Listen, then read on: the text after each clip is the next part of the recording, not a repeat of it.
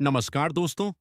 क्या आपने कभी सोचा है कि कुछ लोग बिना ज्यादा मेहनत किए भी अमीर कैसे बन जाते हैं, जबकि कुछ लोग पूरी जिंदगी मेहनत करने के बाद भी आर्थिक रूप से संघर्ष करते रहते हैं। आज हम बात करेंगे दुनिया की सबसे प्रसिद्ध पर्सनल फाइनेंस किताब रिच डैड पुअर डैड की, जिसे रॉबर्ट कियोसाकी ने लिखा है। यह किताब आपको पैसे कमाने का नहीं बल्कि पैसे को अपने लिए काम पर लगाने का तरीका सिखाती है। तो आइए जानते हैं इस किताब के सबसे महत्वपूर्ण सबक। रॉबर्ट के जीवन में दो पिता थे। पहले थे उनके असली पिता, जिन्हें वे पुअर डैड कहते हैं। वे पढ़े लिखे थे, अच्छी नौकरी करते थे, लेकिन हमेशा पैसों की कमी रहती थी।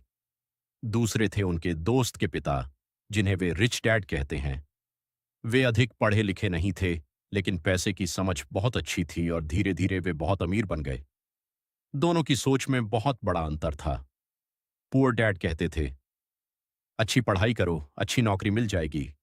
रिच डैड कहते थे, पैसों के लिए काम मत करो, पैसों को अपने लिए काम करना सिखाओ। यही इस किताब का सबसे बड़ा संदेश है।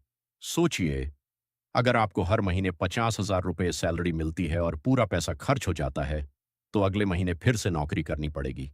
लेकिन अगर उसी पैसे का कुछ हिस्सा ऐसे निवेश में लगाया जाए जिससे हर महीने 5,000 रुपये की अतिरिक्त आय आने लगे, तो धीरे धीरे आपकी कमाई बढ़ती जाएगी।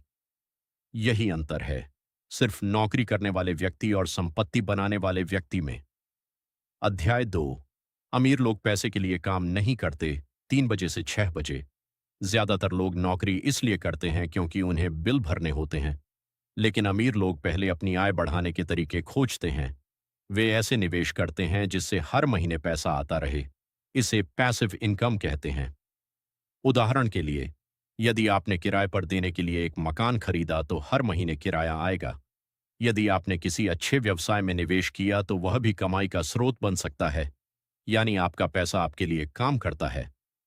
रॉबर्ट कियोसाकी अपने बचपन की एक घटना बताते हैं। वे और उनके दोस्त चाहते थे कि जल्दी अमीर बन जाएं। उन्होंने पुराने टूथपेस्ट की ट्यूबों से निकले धातु को पिघलाकर नकली सिक्के बनाने की कोशिश की। जब रिच डैड को यह पता चला तो उन्होंने उन्हें डांटने के बजाय एक सवाल पूछा, तुम लोग पैसे क्यों बनाना चाहते हो? उन्होंने समझाया कि असली अमीरी नकली पैसे बनाने से नहीं, बल्कि ऐसा सिस्टम बनाने से आती है जहां पैसा खुद आपके पास आता रहे। यही सोच आगे चलकर उनकी पूरी जिंदगी बदल देती है। अध्याय 3। एसेट और लायबिलिटी का अंतर। 6 बजे से 10 बजे। यह किताब का सबसे प्रसिद्ध सिद्धांत है। रिच डैड कहते हैं, एसेट वह है जो आपकी जेब में पैसा डालता है। लायबिलिटी वह है जो आपकी जेब से पैसा निकालता है।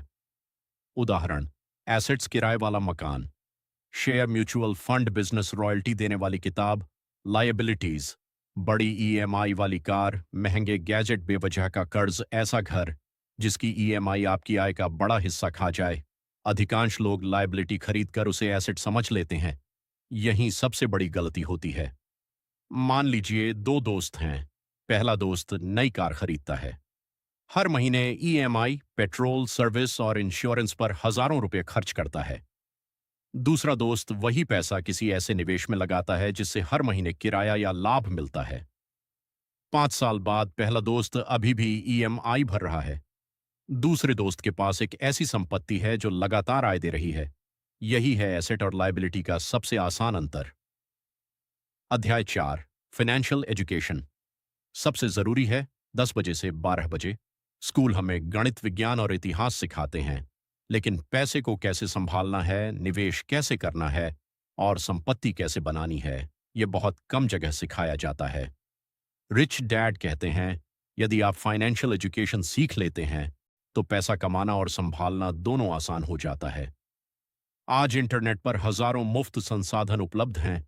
आप किताबें पढ़ सकते हैं, ऑनलाइन कोर्स कर सकते हैं, share market, mutual fund, business और टैक्स के बारे में सीख सकते हैं। ज्ञान जितना बढ़ेगा, पैसों से जुड़े फैसले उतने बेहतर होंगे। अध्याय 5। डर और लालच पर नियंत्रण। 12 बजे से 14 बजे। अधिकांश लोग दो भावनाओं से फैसले लेते हैं, डर और लालच। डर उन्हें जोखिम लेने से रोकता है और लालच उन्हें गलत निवेश करा देता है। सफल निवेशक भावनाओं से नहीं बल्कि ज्ञान और योजना से निर्णय लेते हैं।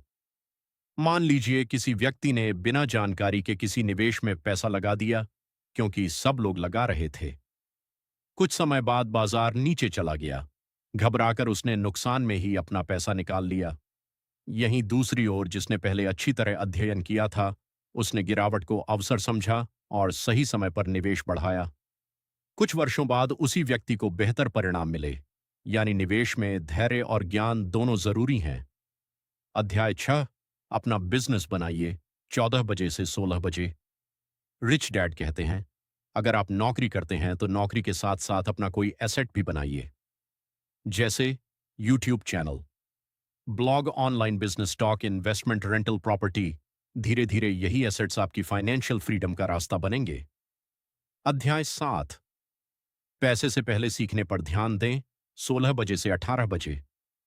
यदि शुरुआत में नौकरी कर रहे हैं तो सिर्फ सैलरी मत देखिए। यह देखिए कि वहां आपको कौन कौन सी नई स्किल्स सीखने को मिल रही हैं। Communication, sales, marketing, leadership, finance. ये स्किल्स भविष्य में आपको कहीं ज्यादा कमाई करा सकती हैं। धन्यवाद। मिलते हैं अगली वीडियो में।